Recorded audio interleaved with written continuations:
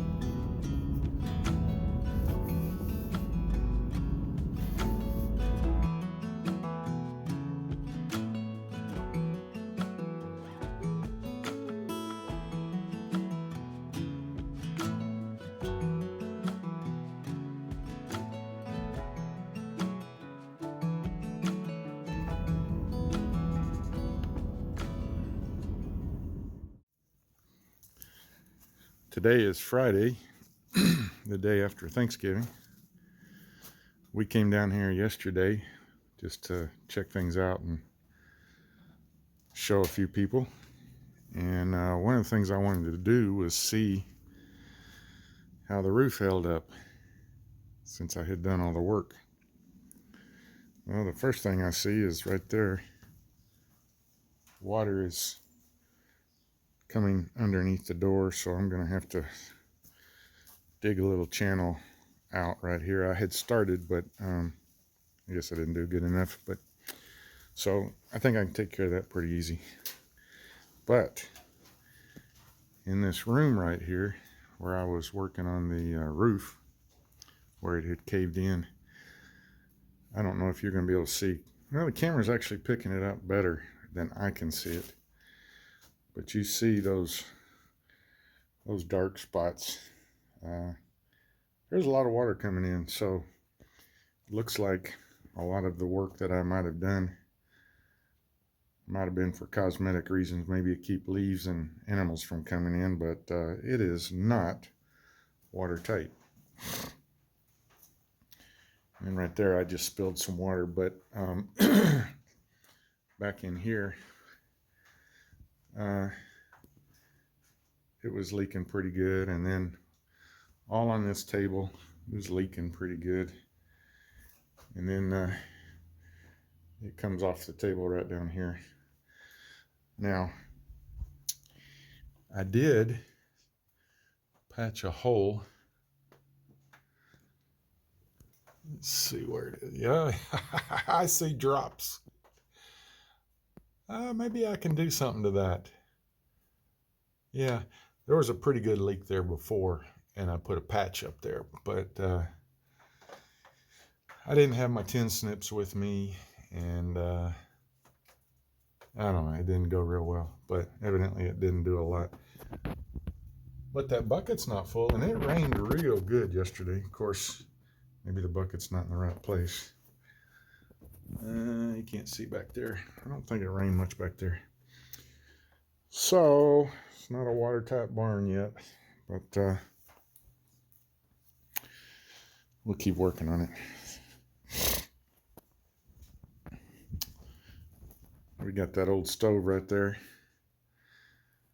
and we might have to try to build a fire. I don't know if I got enough dry wood to build a fire today, but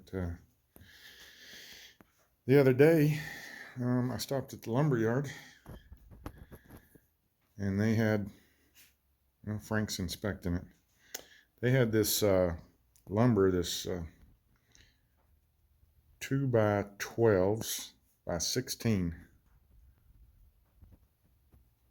and lumber is really expensive right now. I don't know what one of those would cost if you went to the lumber yard to buy it. I'd be scared to think.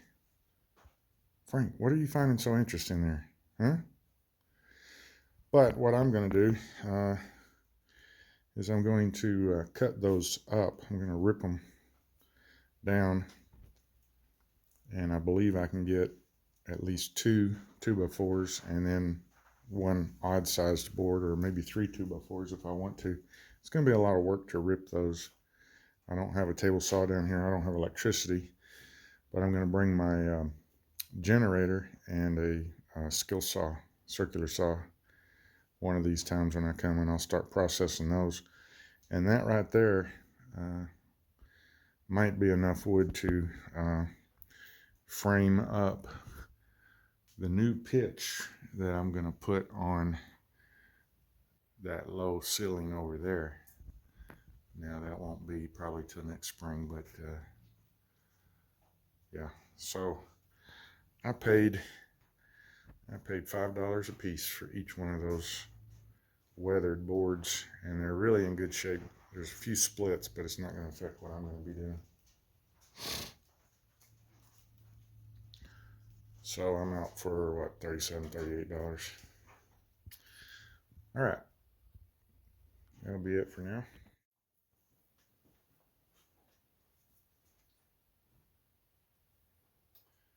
I'm going to try to be putting a bar across here and putting some attachments so I can hang a lot of my tools. I don't really have a place. They need to be on this side of the barn. This is dry. That tends to leak over there. So I'm going to be putting something up to try to hang my tools up.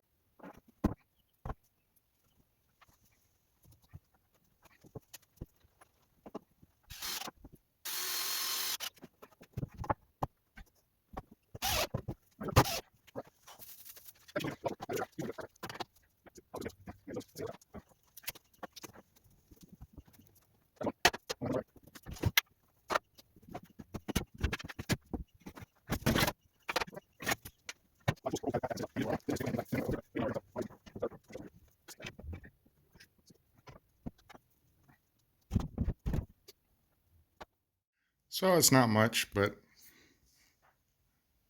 little progress.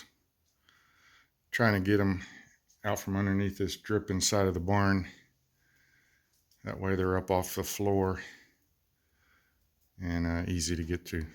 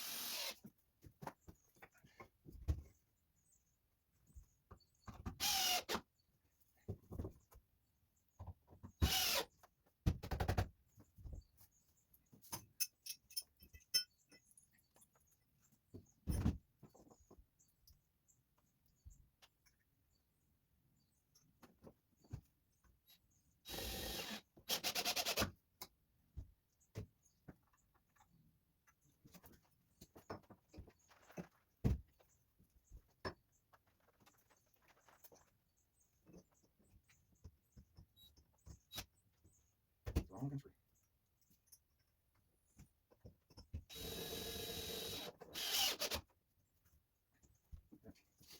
One more screw, that's right. Two more screws, that's right.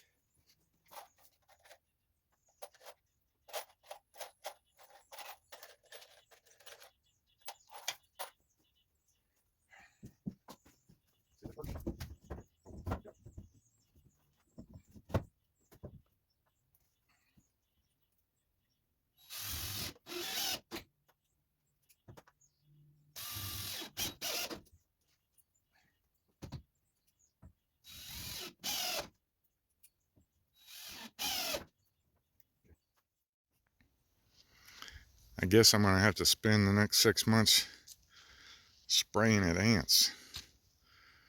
Look at this colony. I've never seen anything like it. They build these huge walls. Look at those things.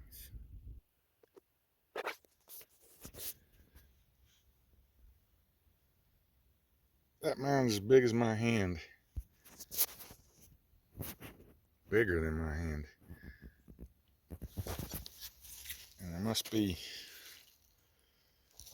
golly, 40 of them right here in this little area. Wow. So I don't know if normal ant spray is going to take care of this, or I have to do something a little more industrial, or maybe resort to a little petro and pyro. Man, this is crazy. Yeah, and it goes all the way up there in those trees.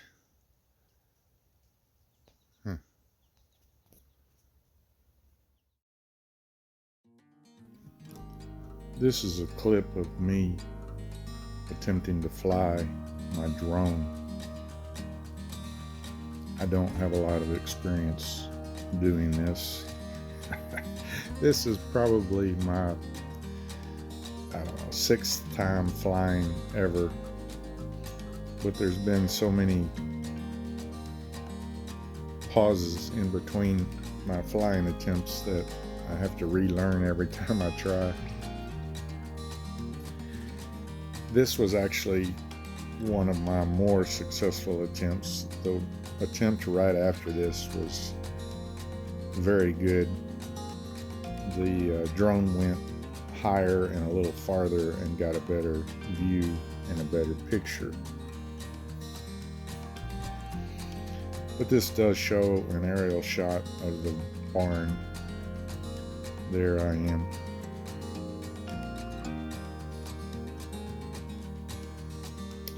And then as we swing around, you'll see my neighbor over there. What I'm trying to get a view of is, and I will a little bit here in a minute, is right there, straight ahead, there's a lake, a 30-acre lake over there. And I was trying to see if I could get high enough to be able to get a decent view of that. And on the next attempt I did. The only problem is something happened with the recording and it didn't take, and I didn't realize it till after I got home, so I had to revert to this recording, which is all I have documented.